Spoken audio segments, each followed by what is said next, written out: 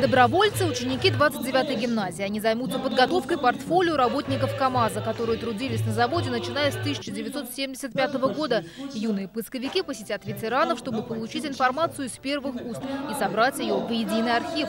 Идея проекта зародилась буквально месяц назад. Данный поисковый отряд будет работать по нескольким направлениям. Первое одно из таких направлений – это изучение истории семьи, истории каждого человека, работающего на КАМАЗе, от его становления до сегодняшних дней. Ну и этот проект мы можем связать с проектом краеведения. Отряд поделит на две части. Первая группа займется поисками, вторая – версткой. Собранную информацию в электронном виде будут отправлять в историко-краеведческий музей Челнов.